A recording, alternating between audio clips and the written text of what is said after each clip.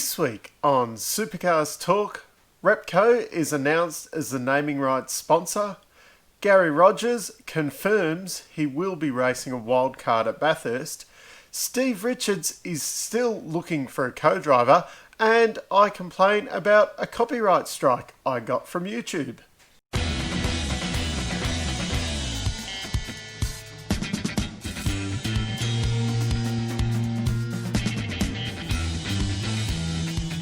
I'm not sure whether the big news for the week is the copyright strike I got or the fact that Repco has signed a 5-year naming rights sponsorship for the championship.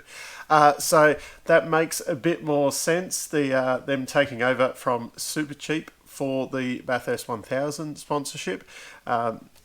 Might shut up a few people who were complaining about that when someone comes in with a lot more money and things like that.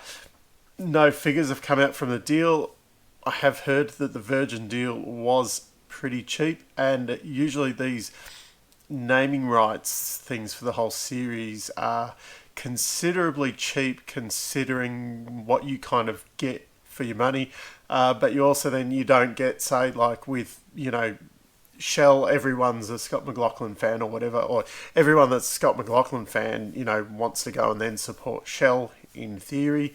Whereas if you're sponsoring the series as a whole, you're not aligning yourself so much with the team, but the whole series, but it doesn't kind of give you that loyalty to go, like where, say, if you're a Jack LeBrock fan, is there any, I don't hear anyone, people are like, yeah, go Jamie, or yeah, go Scotty kind of thing. Hey, go Jack. I'm not sure if Jack LeBrock's anyone's first pick, but what I'm trying to say is that you kind of get your people who, really like Jack LeBrock, they're going to go to Supercheap because of that. You don't so much get, people going, oh yeah, because Repco sponsors the whole series, I'll go to Repco over Supercheap. It might be more that you're a Scott McLaughlin fan and they're on the Penske car.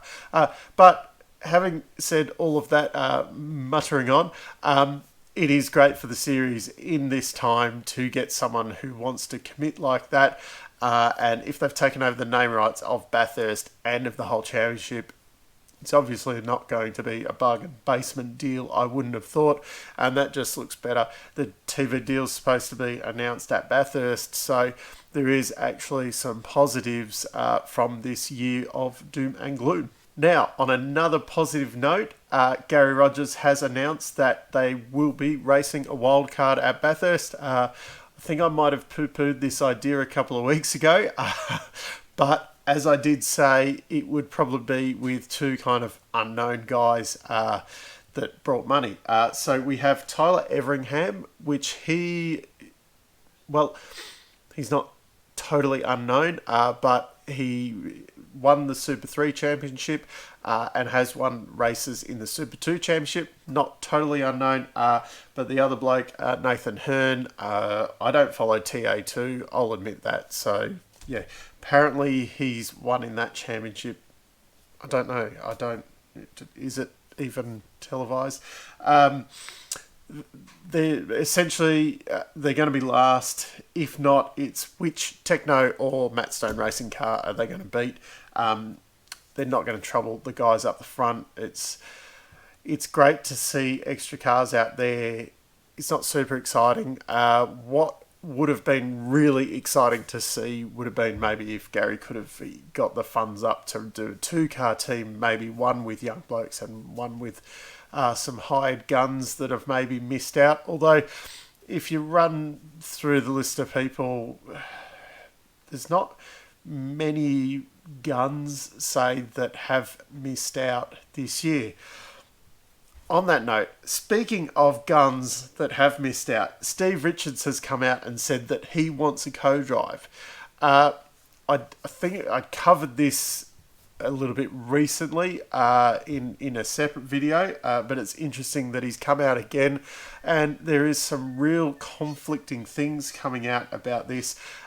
He says he gave up his co-drive role because the job of relationship manager at Team 18 was an offer too good to refuse, and there's no way he could have done his co-driver duties while doing this relationship manager role, which just happened to be the first job to get the flick when the whole COVID thing happened. So I could only see if he was co-driving that would enhance the position that he was doing. If his job, I assume his job was to keep sponsors happy and be there and mingle with them and stuff like that. So wouldn't it be better if this guy's our co-driver? That I'm Steve Richards, I race at Bathurst, rather than I'm Steve Richards, I used to race at Bathurst. Wouldn't that sound a bit... not the fact that you got kind of shoved along because you were one of the slowest, if not the slowest co-driver last year. So anyway, he's looking for a driver. If anyone's looking for someone who wants to earn money and is slow, well, I'll put my hand up. I'd be slow in the car. I'd love to. I'll do it cheaper than what Steve will, okay? We'll tell you that, and I'll drive a car at Bathurst. And speaking of Bathurst co-drivers, one of the secret ones that hadn't been announced, that was a big shock to the whole world, Dale Wood is going to team up with Rick Kelly again. So, yeah, he could have knocked me over with a feather on that one. I was so shocked. Still no news on who's going to partner Jaime. What's interesting is they had 4 cars last year that they had to find co-drivers for, and this year it seems to have been more of a struggle finding co-drivers for 2. Last bit of news for this week, there will be no Super 2 race at Bathurst. This is a bit of a shame. It has probably bought me a couple of hours over the Bathurst weekend of television that I'm not going to have to watch. I can make more notes to make a better video for you guys. Apparently there was 2 Victorian teams that basically said, nah, it's all too hard, we're not going to do it. One can only assume that it was Matt White Racing and Eggleston's, because they're the ones that matter. There's between the 2 teams, there's a few cars, and they're the guys who are going for the championship. So it is quite unfortunate. It's looking like Tom Randall may win the championship without really having to run a championship. Whether that means anything in 10 years' time and you go, hey, he was a Super 2 winner when he's racing in the main game, or, does it mean anything this year? There is talk that they may run some standalone rounds for it later on in the year, but, the way Captain Dan's going with his lockdown rules in Victoria, who knows when we're going to be allowed to go anywhere. So definitely not holding my breath on that one. I'm just super glad that we have got some, main game racing in this year. Now, some news on the channel. I received a copyright strike from YouTube last week. So you may have noticed the video last week did not have any video popping up on the screen here or in full screen. That's because when I uploaded it last week, I quickly got a violation notice from YouTube saying I'd breached copyright laws and they'd taken the video down because I was using Supercars footage. It was my understanding that because I'm analysing the racing and that I could use that footage. I'm not sure if that was incorrect on my behalf, or maybe I've gone about it, because I have been copying the videos off YouTube.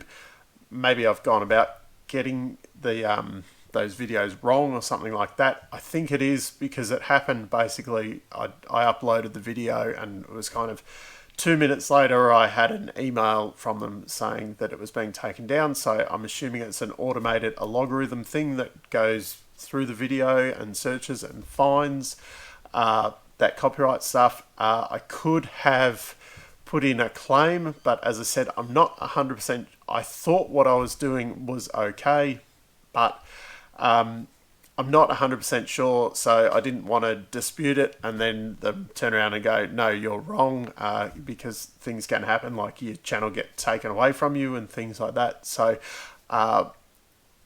for the foreseeable future, at the moment, I won't be putting in any videos of the racing. It obviously doesn't affect things this week, but when we have some racing at the bend, it may affect, and there may be some interesting ways for me to describe incidents rather than having the footage up on the screen there. I will try and look into it more and see what I can do. If that means I have to apply to Supercars or something to try and get permission to use their footage, we'll go down that path. But I just wanted to say that did happen, and that's why I haven't included, or last week there was a quick then re-edit to take all of that footage out of the video, and you just got to see my mug for an extended period of time with nothing up there to distract you. So that's what's happening. I will look into it. If anyone knows anything about copyright law and can help me through this process, feel free to drop me a line, supercarstalk@gmail.com. But if not, I'm going to go through the process and try and figure it out. But until next time, I'll see you later.